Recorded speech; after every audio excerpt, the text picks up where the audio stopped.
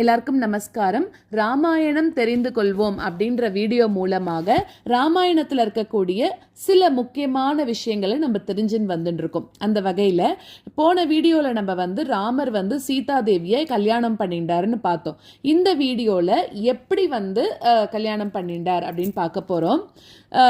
சீதா யாரு அப்படிங்கிறதையும் பார்க்க போகிறோம். சீதா யாரு அப்படின்னா மிதிலா நாட்டோட ராஜா இருப்பார் இல்லையா, ஜனகர், அவரோட பொண்ணு தான் சீதா.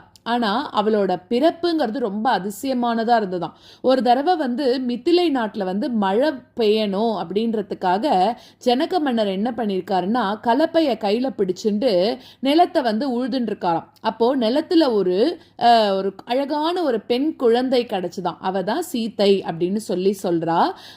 ஸோ அந்த ஜனக மன்னன் என்ன பண்ணுறா அப்படின்னா அவளை தன்னோட மகளாக வளர்த்ததுனால ஜானகி அப்படின்னும் அவளுக்கு ஒரு பேர் இருக்கு அப்படின்றா. மைத்திலி அப்படிங்கிறது மிதிலையோட குவீனா இருக்கிறதுனால அவளுக்கு பேர் மைத்திலி அப்படின்னு. அப்புறம் பூமிஜா அப்படின்னு அவளுக்கு ஒரு பேரா, ஏன்னா பூமியில பிறந்தவள் அப்படிங்கிறதுக்காக. அப்போது இவர் என்ன பண்ணுறார் அப்படின்னாக்க சீத்தையை ரொம்ப ஆசையாக வளர்த்துட்டே வந்துட்டு இருக்காராம். இப்போ என்ன ஆகிறது, குழந்தை பெருசான உடனே கல்யாணம் பண்ணணும் இல்லையா, சீதைக்கு திருமண வயசு வருதாம். அப்போ ஜனக மன்னன் என்ன பண்ணுறாருன்னா ஒரு சுயம்வரம் ஏற்பாடு பண்ணுறார். அந்த சுயம்வரத்தில் என்ன பண்ணுறாருன்னா ஒரு ஒரு ஒரு விஷயம் சொல்கிறார். அந்த இடத்துல என்னன்னா அவர்கிட்ட சிவபெருமான் கொடுத்த ஒரு தனுசு இருக்குது, சிவ தனுசு அப்படின்னு சொல்கிறா.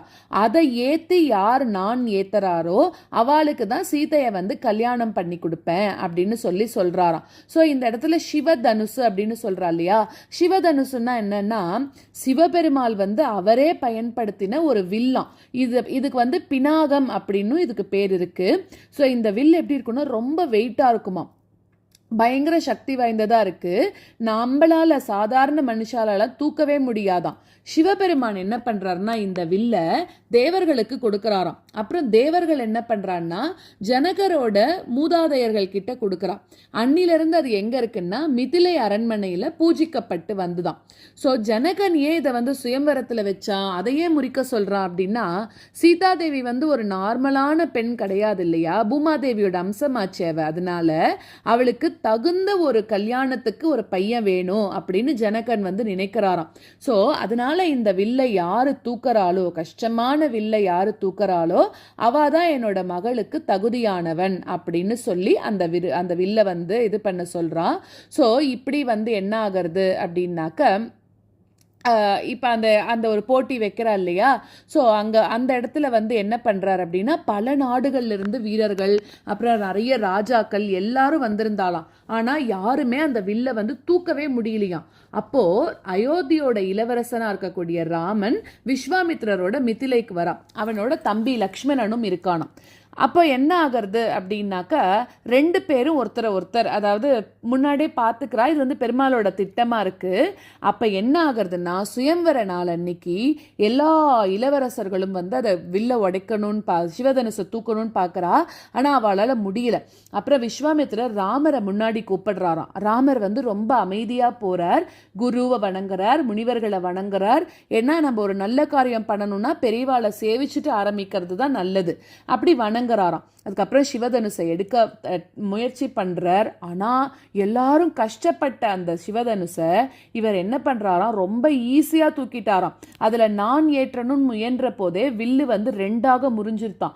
அப்போ அந்த முறிஞ்ச சப்தம், அந்த ஒரு சவுண்ட் இருக்கும் இல்லையா, 3 உலகங்கள்லயும் எதிரொலிச்சுதான். இதை பார்த்த ஜனக மன்னருக்கு ஒரே மகிழ்ச்சி. என்னடா அது, யாராலையுமே முடியாதுன்னு நினைச்சோம், இதே போல இந்த ராமர் இப்படி ஈஸியா உடைச்சிட்டானே அப்படின்னு நினைச்சுக்கிறாளாம். அப்புறமா சீதையை ராமருக்கு கல்யாணம் பண்ணி கொடுக்கணும் அப்படின்னு சம்மதமும் பண்றா. சீதாதேவி என்ன பண்றா, மாலை எடுத்துன்னு ராமரோட கழுத்துல போடுறா. அதுக்கப்புறமா இந்த சீதா ராமரோட கல்யாணம் மிதிலையில ரொம்ப சிறப்பா நடக்கிறது அப்படின்னு சொல்றா. அடுத்ததாக இவா 2 பேருக்கு மட்டும்தான் அன்னைக்கு திருமணம் நடந்ததான்னா இதை பார்க்கறதுக்காக அங்கே ராமரோட அப்பா எல்லாரும் வந்திருக்கா. அப்போ இன்னும் பிரதர்ஸ் எல்லாரும் வரலாம். அப்போது ஜனக மன்னன் என்ன பண்ணுறாருன்னா தன்னோட 2 மகள்களையும் அங்கே வந்தவாளுக்கு திருமணம் பண்ணுறான். அதோட சேர்த்து ஜனகனோட பிரதரோட குழந்தைகள் இருப்பா இல்லையா, குச்சத்வஜனோட 2 மகள்கள் இருந்தா அவளுக்கும் திருமணம் நடக்கிறது. யார் யாருக்கு, ராமருக்கும் சீதைக்கும்.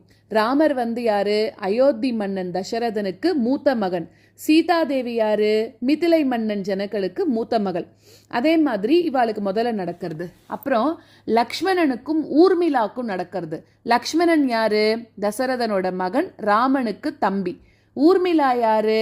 ஜனகரோட இரண்டாவது மகள், சீதாதேவிக்கு தங்க. ஸோ இப்போ அடுத்தது பரதனுக்கும் மாண்டவிக்கும் கல்யாணம் நடக்கிறது. பரதன் யாரு? தசரதனோட மகன், கைகேயிக்கு புதல்வன். மாண்டவி யாரு? குச்சத்வஜனோட மூத்த மகள். குச்சத்வஜனோட அடுத்ததாக சத்ருக்னன் வரா. சத்ருக்னனுக்கு வந்து ஸ்ருதகீர்த்தி. இது யாரு அப்படின்னாக்கா சத்ருக்னன் வந்து தசரதனுக்கு ரெண்டாவது பையன். ஸ்ருதகீர்த்தி யாரு? குச்சத்வஜனுக்கு ரெண்டாவது பொண்ணு. ஸோ இந்த மாதிரி இவாளுக்கு வந்தவா எல்லாருக்கும் கல்யாணம் நடந்துடுறதா அதே இடத்துலயே. இவளோட கல்யாணத்துக்கு யார் யாரெல்லாம் வந்தான்னா அயோத்தியிலிருந்து வரா. யார் யாரு? மன்னன் தசரதன் வந்து தன்னோட 4 மகன்களுக்காக மிதிலைக்கு வரார். அப்போ குலகுரு வசிஷ்டர் வரார், விஸ்வாமித்ரர் வரார், அயோத்தியோட அமைச்சர்கள், படை வீரர்கள் எல்லாரும் வரா. அது மட்டும் இல்லாம யானைகள், குதிரைகள், தேர்கள் அப்படின்னு ரொம்ப பெரிய நிறைய கூட்டம் வருதான். அப்போ மிதிலையிலிருந்து யாரெல்லாம் இந்த கல்யாணத்தை ஏற்பாடு பண்ணா?